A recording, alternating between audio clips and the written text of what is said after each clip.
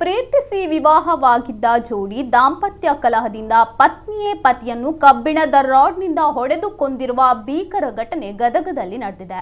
29 ವರ್ಷದ ವಿಶ್ವನಾಥ ಕೊಲೆಯಾದ ಯುವಕ, ಕವಿತಾ ಬಂಧಿತ ಆರೋಪಿ. ಈ ಜೋಡಿ 2022ರಲ್ಲಿ ಪ್ರೀತಿಸಿ ಮನೆಯವರ ಒಪ್ಪಿಗೆಯೊಂದಿಗೆ ಮದುವೆಯಾಗಿದ್ರು. ಆದರೆ ಮದುವೆಯಾದ ಬಳಿಕ ಇಬ್ಬರ ನಡುವೆ ನಿರಂತರವಾಗಿ ಜಗಳ ಆಗ್ತಿತ್ತು.